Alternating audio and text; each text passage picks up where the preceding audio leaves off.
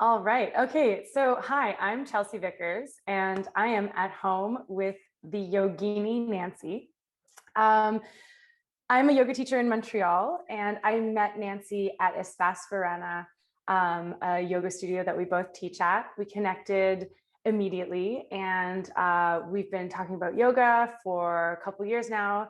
So today I wanted to sit down and talk to her about seeing what's going on with her and what's going on with Nancy and what's going on in Nancy's world. So, hi Nancy, how are Hey, you? Chelsea. I'm doing well. So happy to be here with you today. Likewise. So I have a couple of questions for you. So I'm wondering, how did you discover yoga? Hmm. So I was in my 30s.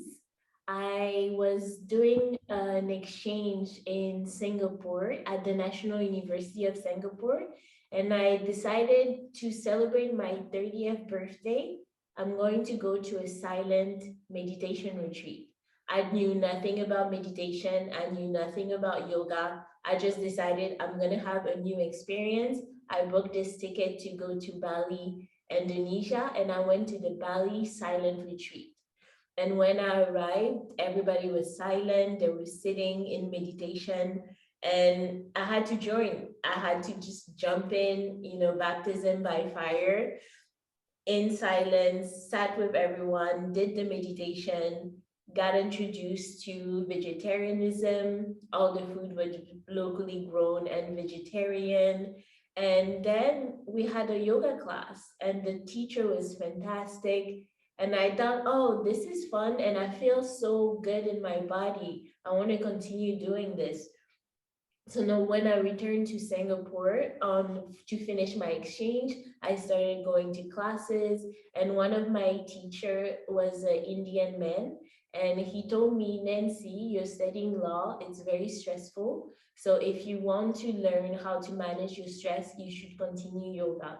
And that's how it started. And then I returned to Montreal, continued my yoga practice. And one day I was in a class and someone told me, your practice is very strong. Are you a teacher? And I was like, no, I'm not a teacher. And they said, well, if you become a teacher, keep my contact. I would love to hire you. So I started my teacher training, contacted them, told them, hey, I'm in the teacher training now. And they hired me as a sub even before I finished my teacher training. So that's how I started yoga, and that's how it trickled down to becoming a yoga teacher. Wow. So people really kind of saw it in you before you saw it in yourself in a way. Exactly. Yeah. Sometimes you just have to be open to what the universe has to offer. Exactly. They say you should be good at this. And you'd be like, okay, I'll try it. And then all of a sudden you're just being brought right in with the vibe.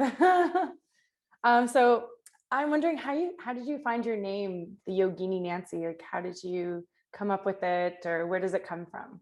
Oh, that's a great question. So my name is Nancy, which is part of my name, but Yogini means like a female practitioner. And then I started reading about it, and oftentimes they were seen to have mystical powers. They could levitate and fly. And I thought, wow, that's really good. I love inversions. I love like playing with space. And so I thought, oh, what a perfect name for me. That is so cool. So like what do you love about teaching? Mm. My favorite thing about teaching, and I've been doing it for a few years, is seeing my students grow, being able to guide them to a space of well being where they feel at home in themselves. I think that that's my greatest joy, and just seeing our relationship evolve over time. You know, at the beginning, you're a teacher and they put you on the pedestal, but as they grow and as you spend more time with them, oftentimes you become friends. And so those relationships mean a lot to me. And that's why I teach, because yoga is a gift that was given to me that I'm giving to other people with the idea of improving their lives. And so when their lives improve, and then we continue the conversation and continue the relationship, then to me it's so rewarding because it's the core or the essence of why I'm doing what I'm doing, to see them thrive. Wow. And so what type of teaching do you usually like to teach your students? So I have so many trainings, like from Ashtanga adjustments and vinyasa all the way to hatha, to alignment-based yoga, to prenatal, postnatal, gentle yoga, yin yoga. So I have all these trainings, but what I really love to teach is a combination of those things. So Yin Yang Flow is like my favorite, because we start with moving the body in a vinyasa or in a hatha practice, and then we end in a cooling down with yin. So we're working both the strength and the flexibility, working both the muscles and also the deep tissue of the body. So I feel like it's so complete, and also I love the feeling at the end of a yin yang practice where you just feel like, okay, I've done everything. Now I need to take a nap. Yeah, totally. I agree. I love that feeling because you're getting that the yang pump up, so you're getting the muscles going and the heat, and then yin, you're like, and you're getting all that alignment and everything kind of set into place, and you're so zenned out at the end. It's beautiful. So I get that. I understand that. And okay, so then what is your favorite style of yoga that you like to practice? Mm. So it has evolved over time. When I first started, I had a lot of insomnia. I was very stressed, dealing with anxiety. And so yin was my practice. Religiously, 3 times a week, I used to go to Enzo with Keisha, and I would practice religiously for like years. And then one day, I just like had a teacher at Happy Tree called Brian Miller, and he practiced Ashtanga, and he could do amazing things with his body. And I was like, how is this humanly possible? And so I got curious and excited about the practice. I even went to India to study Ashtanga. So now my personal practice is mostly Ashtanga. I'm still in the primary series. I'm still having fun there, but who knows where the practice will take me. Who was your teacher in India? So I've studied with at a school called Kranti Yoga, and the name of the teacher is also Kranti, and he teaches Ashtanga. But there were many student teachers. So one of the people who was in charge of the program at the time, her name was Julia Govind. She's actually from the UK. So yeah. Very cool. I did a bit of Ashtanga in India as well. So that's why I'm curious to know. It's like the place to go for Ashtanga yoga. And okay, so you're in the primary series now. What's your favorite yoga posture? Is it in the primary series, or do you have one like that outside of Ashtanga yoga? So Yes. So my favorite posture at the moment, and it has also evolved over time. When I first started teaching, in every single one of my classes, I would use a yogic squat, malasana, and I just like love like hanging in there and resting. It reminded me of when I was traveling to Asia. People were not even doing yoga, and they will sit in like yogic squat. So just so that you have an idea, it looks like this. it's very yogini of you. But now I am really playing with inversions, and I'm loving Pincha Mariasana, which is it's a forearm stand. So you bend your elbow, and then you're staying on your forearms, and then your legs are up in the air. And I'm really playing with like strength and balance, and bringing everything to the midline and trying to see how long I can stay. So that has been a fun practice for me because it's challenging and I'm seeing myself growing. I don't teach it as often. I have workshops where I teach advanced postures. So in those workshops, I've taught Pincha, and my students really like it. So Very cool. It sounds like a lot of fun, but like definitely it's a challenge, that one, to climb into and get there. But I guess you never know, maybe malasana might be a challenge for some people as well, right? So it depends where you're coming from. Yes, and also that term, advanced posture, sometimes it's misleading because Shavasana, like laying on your back, can be an advanced posture. Any posture can be advanced depending on where you're starting on your journey. And the important thing is just to embody the postures and to breathe through it.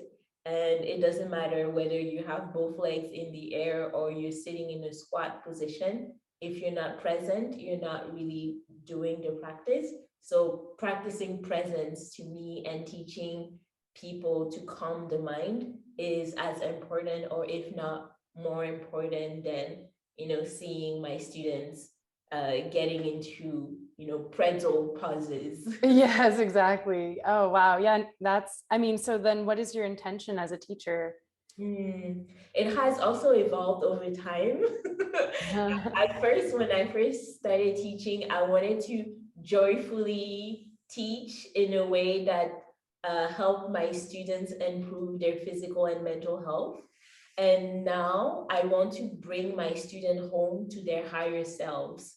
So yoga is not just a physical experience where we're just moving and breathing and maybe meditating, but it is also it's a full practice. It has a philosophy. It also has an element of transcending the physical experience into something greater. So being able to incorporate all of that in the class and to help people find a place within themselves where they're at peace, that is my greatest joy, and that's my intention in everything that I teach. And I bet you found that in your practice as well, that sense Definitely. of peace. Did it take you very long to get there in your practice, when you first started out?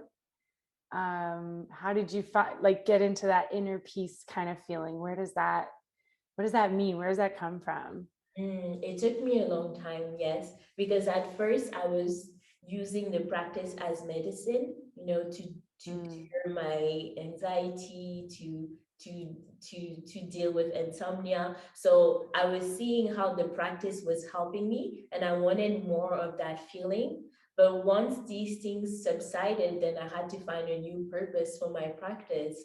And then that's when I discovered meditation. I went to Vipassana and I did the silent 10-day retreat. And through that process, I learned that as my body is quieting down, the mind also quiets down. And you can have a point where the mind and the body are still.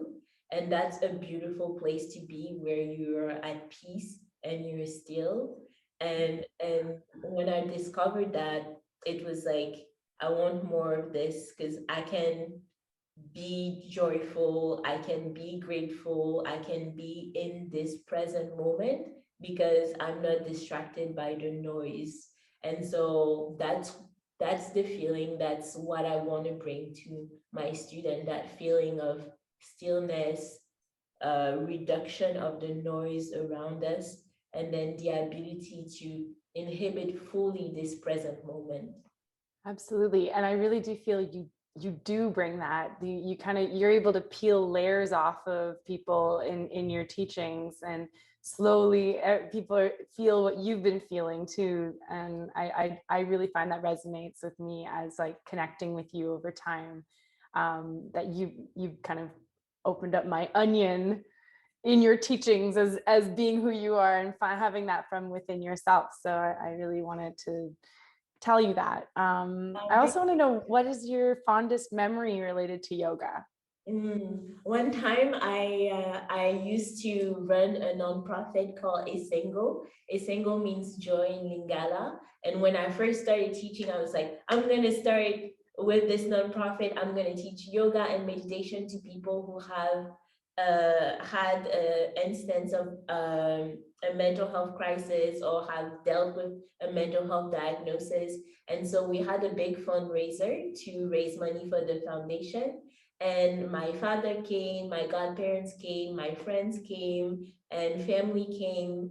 And then I taught, my 60-something-year-old father yoga. And my family is, my dad lives in the Ivory Coast. He's African. Yoga is really like outside of the box. And my father came to class. He did all the postures, even if it was uncomfortable. And at the end, Wow. he felt better. And he was like, oh, I should do this more often. And I was like, if I can get my father to do yoga, I can get the world to do yoga. So it was Oh my really God. encouraging. That's so beautiful. I love it. So then what kind of projects do you have going on now? Oh, that's a great question. Thank you for asking. So at the moment, I just finished recording 10 meditation classes and 10 yoga classes, and both of them are called A Journey Home. So it's a on-demand yoga classes that you can do in your own time.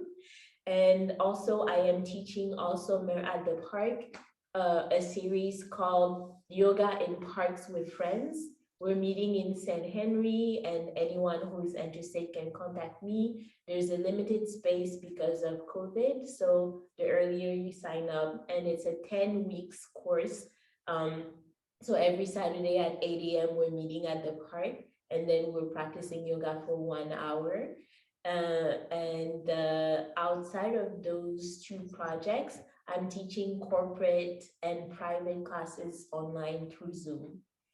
Very cool. So a journey to home. It's like that inner peace you're talking about. It's so that's so great. I love the whole concept. It really resonates with me. Yeah, I just have one more question. Just wondering, what's next for the Yogini Nancy? I would love, love, love, love to teach more at teacher trainings. So right now I'm teaching anti-racism and yoga and justice at Happy Tree in their 300-hour advanced teacher training. But I am in the process with a friend of recording the material for the anti-racism and law and justice teacher training, so that I can sell that to different teacher trainings around the world. So I would love to do that. And then I would also love to be a guest teacher at different festivals, or to take my students on retreats around the world. So just taking my yoga to the next level and continuing to embody being an international yoga and meditation teacher. And I am also doing consulting, helping wellness businesses to become more inclusive. So working with a greater number of yoga studios or gyms or wellness professionals to help change their internal policies so that they're more inclusive to the diverse population we're seeing in the world. Wow, that's such an amazing impact. And it's just, that's such a great mountain that you're climbing. I can see the mountain behind you, and I'm like, you're just making your way up. That's so beautiful. It sounds like you're really going to have an impact on your community and the international community with all of your online stuff. And it sounds really amazing. So thanks so much for having this interview with me. I really appreciate it. Thank Namaste, you. Nancy. That was great. You did such a wonderful job asking me questions, because Yeah. oftentimes people always ask the same questions, and I was like, wow, these questions are new and interesting. So thank you so much. You're so welcome, for sure.